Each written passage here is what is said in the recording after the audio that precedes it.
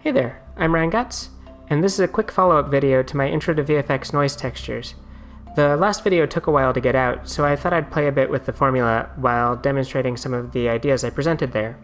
I'm going to be painting a liquid or blood kind of texture in Krita for use in Unity particle materials. So this is a texture that I made earlier, and I'll be showing you how to paint something like it. And this is what it looks like when it's actually in Unity, hooked up through materials and such. So I'm going to start a new 1024 by 1024. Final production probably doesn't need to be that big, but this is good for now. So first off, Krita is a free painting program, and I like it a lot. I find it really pleasant to work in, and I'd recommend it to basically anyone doing art for video games, especially if you're on a budget. The kind of texture that we're going to be making is one called a clip out or threshold or a alpha dissolve texture. It's basically used to make effects that sort of eat away or shrink over time. Sort of, you can see as this effect plays, it breaks into little droplets. So that's the sort of goal that we're having here. Anyway, so first things first, we're going to do some basic layout. And I'll turn this into a wrapping mode by hitting W. All right. And I'm going to start mapping out like basic shapes for this material, or for this texture.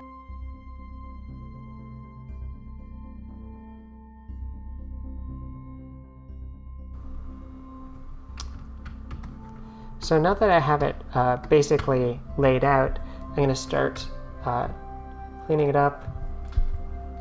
And so since I know that this is going to be used for like blood and goo, is sort of the intended use case of this. I want to have these sort of long connected strings. I still want droplets in there, but we'll work on getting those in a sec. I rotate my image fairly often so that I don't get too biased in the direction that I'm kind of thinking of. It's very difficult to divorce yourself from the concept of up and down while you are working, so I recommend flipping your canvas every once in a while.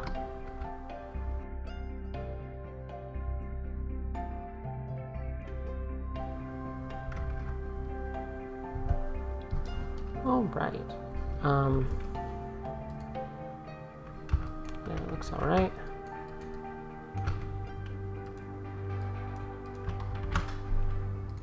I'm going to duplicate it and blur it.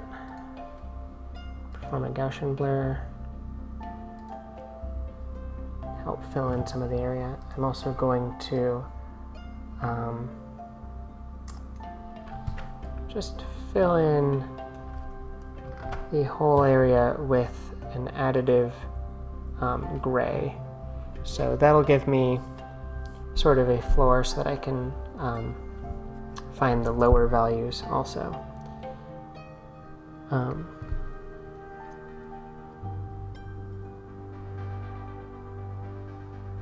So between these strings, I want to put together this sort of cell noise pattern. It can look pretty good in this sort of goopy liquid texture. This is something that any material with surface tension will do, is sort of pull itself into, like it'll rip little circular holes in itself. So it's a good read for materials like water or blood, anything sort of like that. though it doesn't look that different from stuff that fire will do too.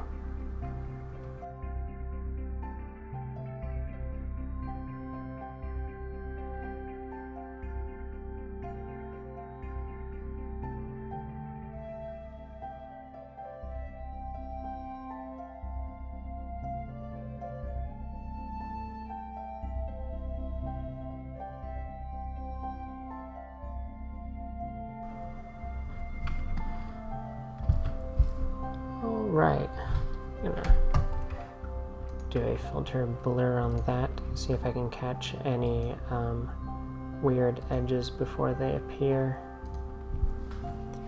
And I'm also going to grab a big soft airbrush and push down some of these central values.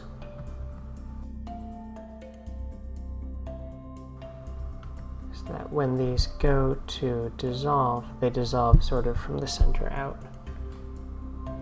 And actually we can preview some of what that dissolve will look like by adding a filter layer.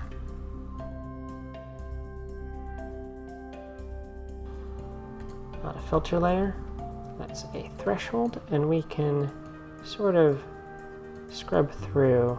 So as our threshold value goes from 0 and moves up, you can see our circles get wider and wider, and we get down to strings, and those strings get thinner and thinner until they go away. Now that doesn't look too much like droplets yet, it doesn't look like too much like liquid. So what I'm going to do is I'm going to flatten this. Oops. I'm going to grab everything and flatten them.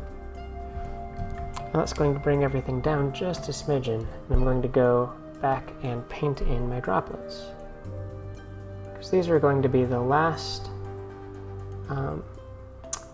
bits of texture that are left alive as this fades away. And so they're going to be what the material reads as in a lot of cases.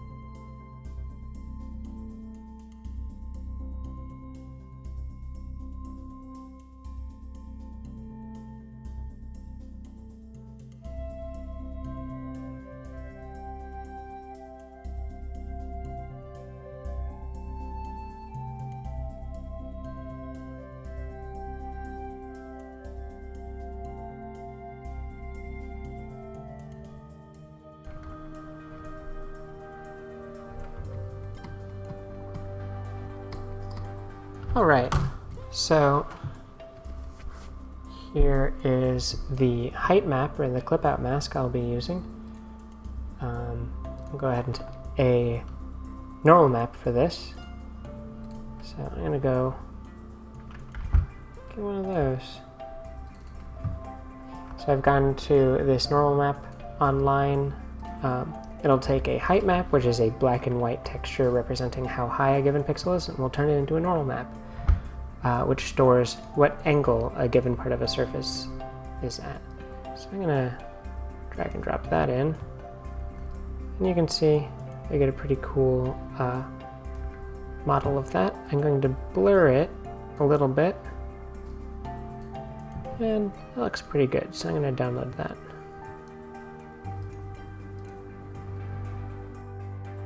I've already made a material and a particle system that should work pretty well with them. I'm sure we'll have some edits to do.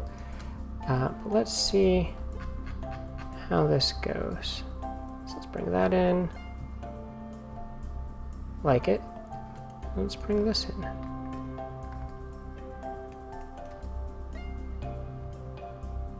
Alright, that looks pretty cool. I should probably raise the alpha a little bit. Looks like my texture was a little bit darker than my last one. But in general, yeah, I I think that looks pretty alright.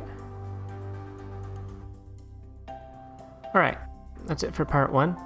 If you're interested, this demo continues in part 2, where I get into how the shader, material, and particle system work to make this clip-out texture actually work. Thanks for watching.